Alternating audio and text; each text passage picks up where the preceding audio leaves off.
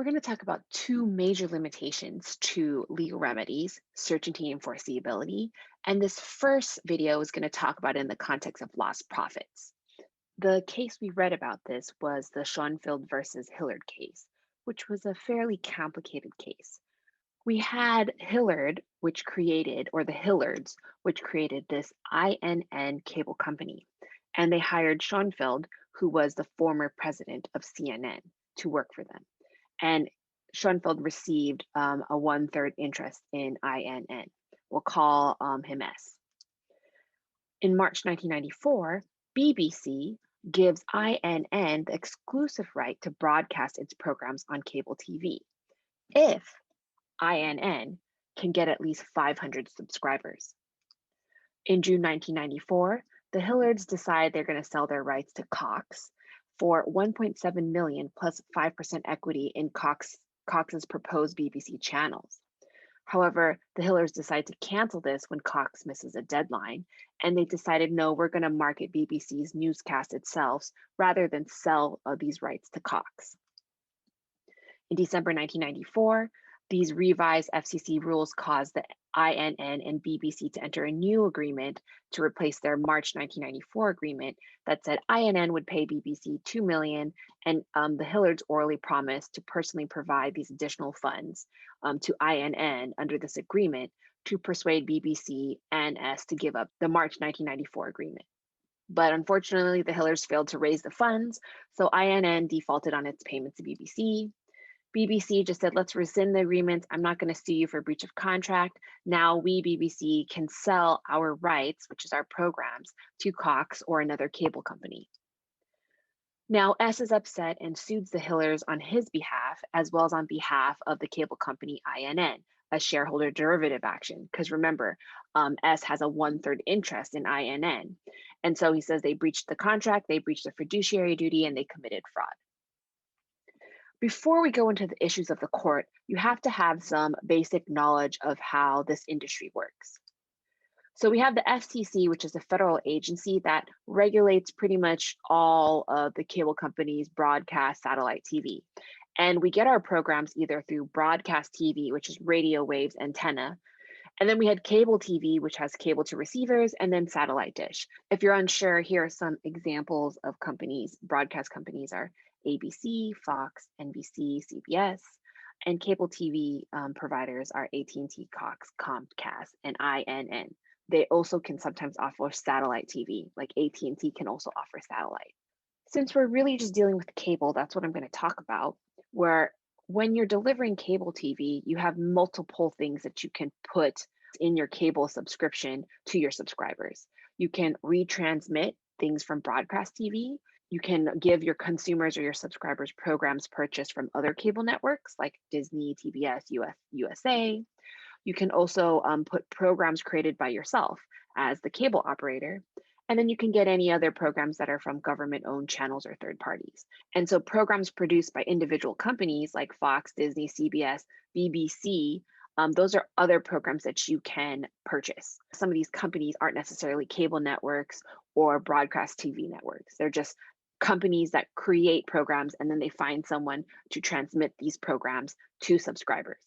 And so here we're dealing with cable TV people, Cox, INN, who are the ones transmitting it to the subscribers, and then BBC that's creating the programs and trying to now sell it to INN or Cox. Now, what the issues were in front of the court, it was whether the damages requested by S were actually certain and foreseeable.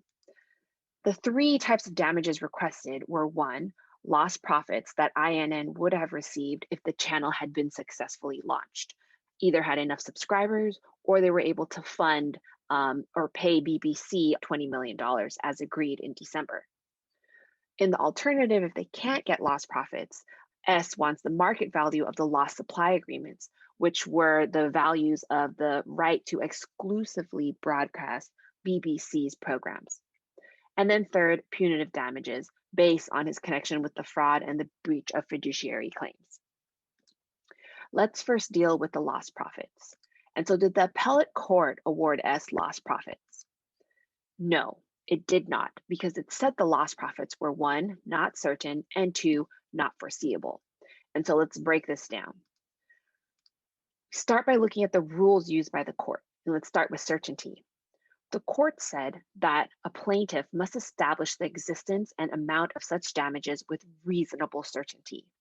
And what does reasonable certainty mean? It means it cannot be merely speculative, possible, or imaginary. It has to be something that's not hypothetical and not based on many assumptions. It has to be capable of measurement based on known reliable factors without this speculation, right? So it just has to be something that a reasonable person can calculate based on things that are not what if this or what if that. Now, new business ventures like INN, they will receive greater scrutiny because there's no track record to base this estimate or this certainty. You can't say I lost profits based on last month's profits. You've made no profits. So you have to show us something a little bit more known, reliable factors or facts or evidence to prove that you actually had this lost profit. Foreseeability, a little simpler.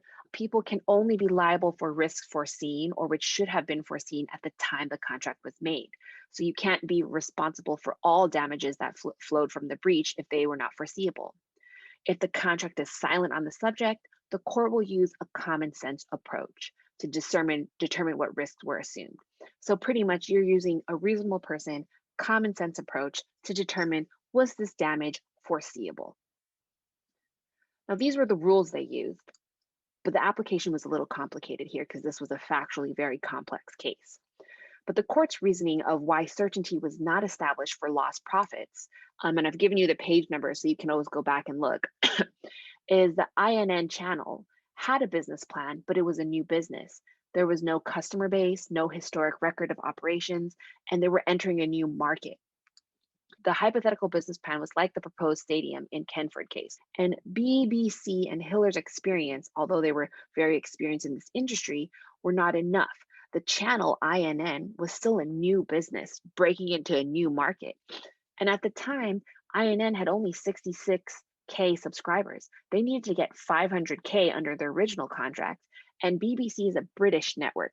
And it needed to be Americanized into a new product. So there's no guarantee that even though they had the business plan, that it would have been successful and that BBC and Hiller's experience would have made INN successful. Also, these revenue projections didn't account for any general market risks. There could be new competitors, new technology developing, regulatory changes, and general market improvements. There are just way too many assumptions required. The public, expenses, years of operation, financing.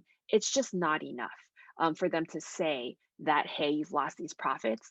And even though Hillard might have believed in the product or believed in INN, the belief is not enough.